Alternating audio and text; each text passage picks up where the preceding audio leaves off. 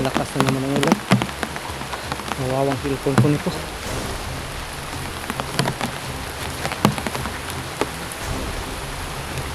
Yung mga kaidol,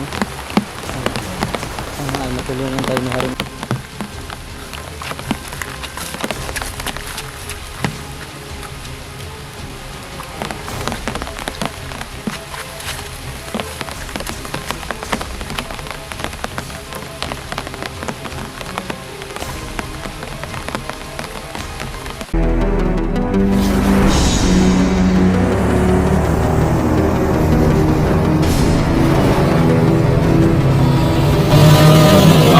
Adventures TV.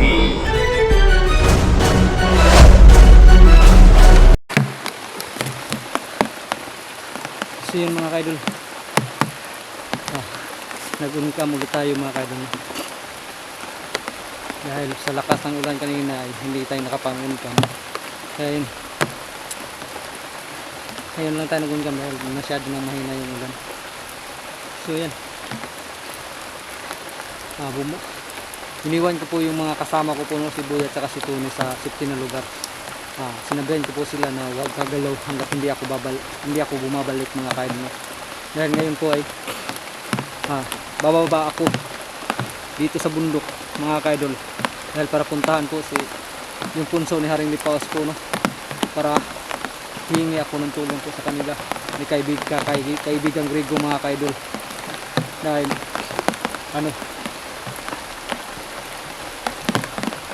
dahil wala na akong ibang naisip na makakatulong sa amin, no, para mailigtas si Brutatski mga kaidol. Kaya yun, iniwan ko na lang sila si Boy at saka si Tony dun sa pinagpahingahan namin dahil sa lakas ng ulan. Sinabi ko sa kanila ay huwag silang kikilos nang hindi ako makakarating mga kaidol. So yan, so ngayon po ay patuloy na po tayo sa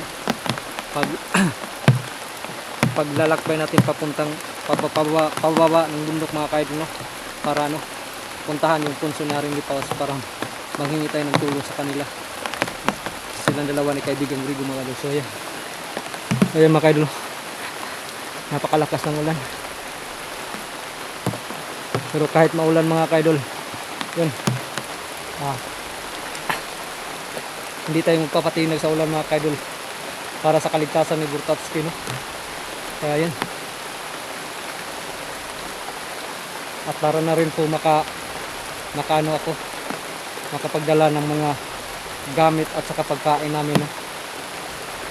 Kaya yun, madami na tong sa pagbaba ko rito para maghingi ng tulong kay Haring Lipaos at saka makakuha ng pagkain para sa namin, para may makain yung dalawang naiwan ko po doon, no? So yan mga idol, tara. Paggandahan lang tayo mga idol dahil baka may mga kalaban naman dito na nagmamasid sa akin. Napakalakas ng ulan mga idol.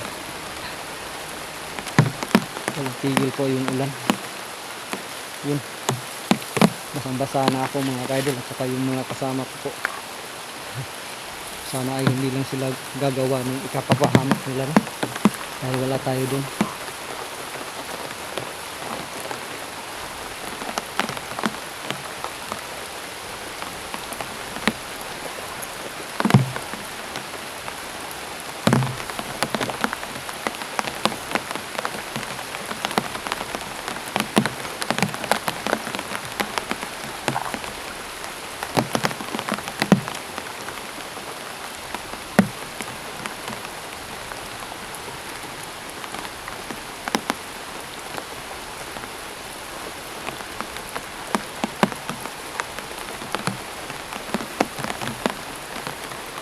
Hindi lang tayo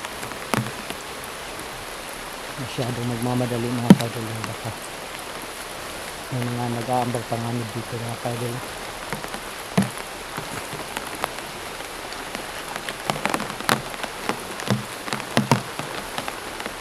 Yun.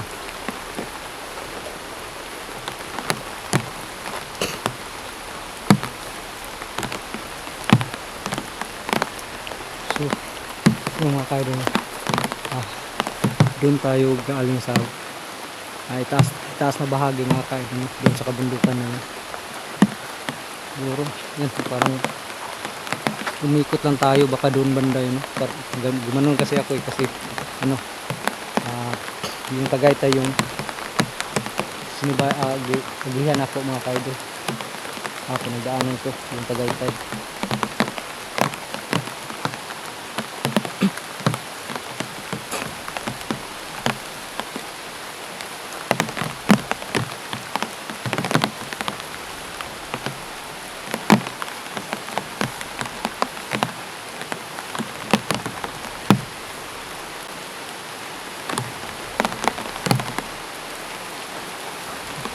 Malakas na naman ang ulan.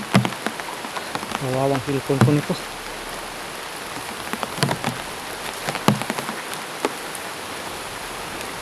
Yung mga kaidol, sana ay matulungan tayo ni Haring Ipawas at saka ni kaibigang Region sa suliranin namin ngayon. Mga kaidol,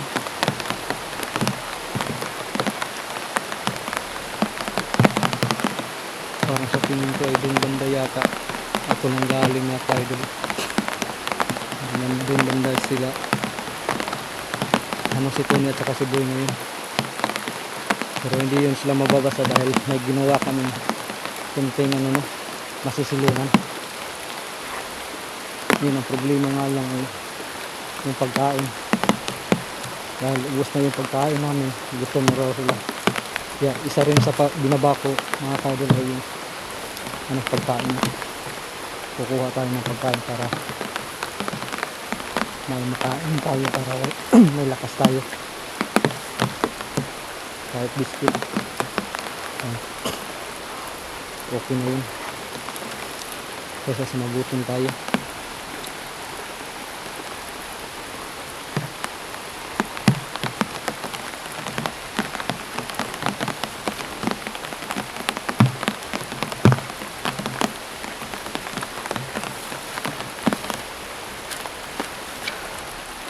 Yun na tayo. Parang may naririnig akong busis din sa kabila mga kaidol. Baka mga galaman naman yung kumandirama. Buti na lang at nandito tayo sa high ground mga kaidol. Kaya hindi tayo madadaling makikita. Kaya naka-high ground tayo. Nakalakas sa talaga naman.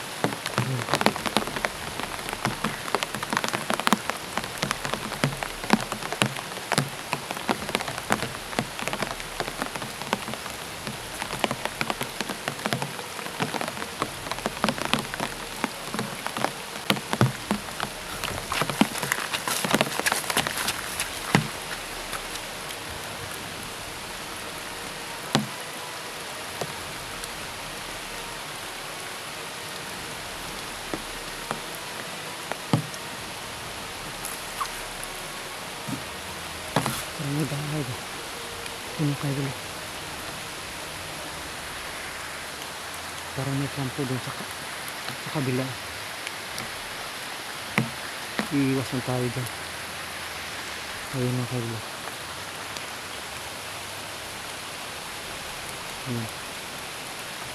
Parang kampo.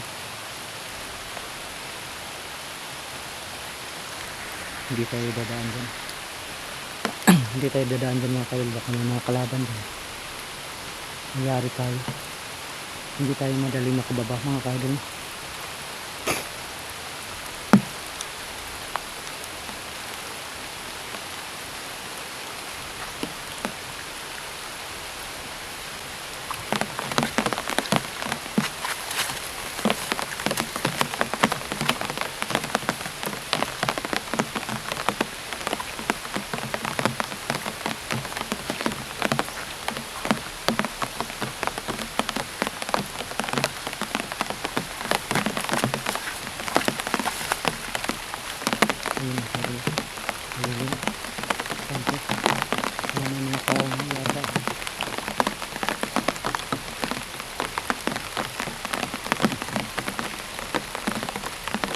Ayun, tauhan din yung kumandiraman.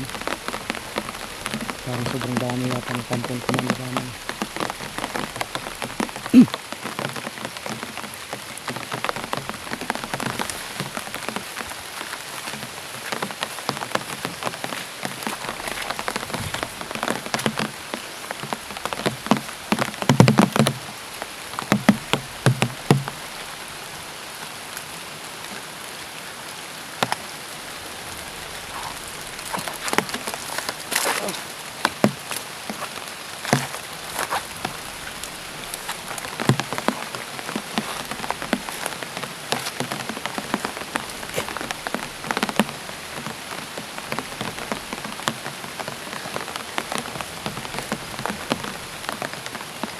Ayun mga kadol.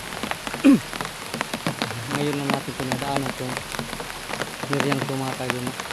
Kaya sana ay makaabot tayo sa ano talaga na sa paanan ng bundok ito. Dahil para ano, para makapunta na tayo agad sa punso ni Haring Lipaos mga kadol. So yun, sa nabagang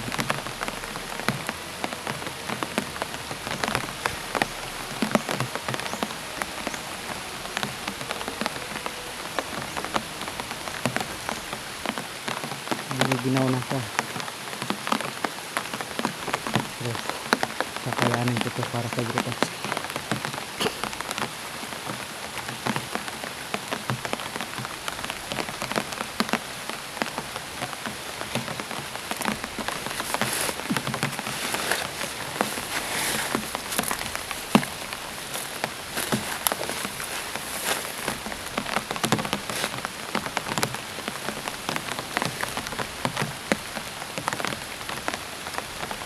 May mga boses naman dyan banda mga kadol.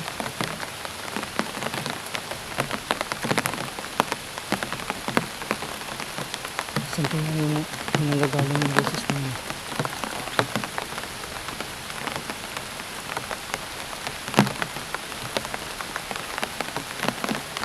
Naku, malakas na lalo yung ulan. Masisira yung ano natin ito. Sipon talaga natin.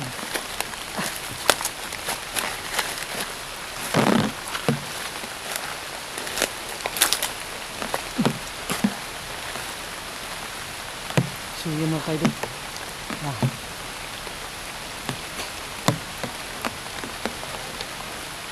Malakas lalo yung ulan mga kaidol, no? Basang-basa na tayo. Nasusimula na akong giniginaw. Kaya yan.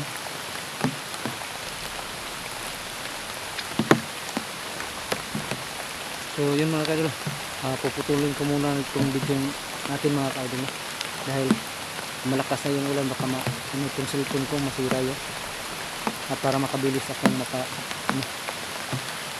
makalakad mga kaidol, no? Papunta dun sa pan. Mag-uun ka na lang tayo pag malapit na tayo dun sa ano mga kaidol, sa sa punso ni Haring Lipaos mga kaidol, no? Ayan yun. So, malakas lalo yung ulan, no? So yun mga kaidol. Sana ay gabayan kami palagi ng kung may kapal, no? Lalo na yung dalawang kasama ko na iniwan ko. Sana ay hindi sila mag-isip ng lumusod ng ano, no? Wala sa oras. Sana ay mahintay nila mga kaidol, dahil kung sila kasi yung uutusan ko, hindi naman nila alam kung saan yung pinaroroonan ng punso ni Haring Lipaos, no, mga kaidol. At saka baka may ano sila eh, may masalubong sila mga kaway, kaya yun, ako na lang iniwan ko na lang sila sa safety ng lugar. Basta yung sinabihan ko naman sila na ano, wag silang ikilos dun, wag silang aalis dun sa pinagbilinan ko sa kanila, dahil doon ako babalik sa kanila mga kaidol. So yan,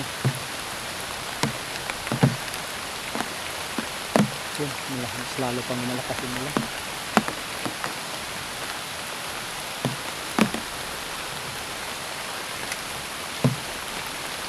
So yun mga kaidol, sana ay natulungan tayo ni Harry Paus at saka ni kaibigan Grigon na mailigtas natin si Bro Tato.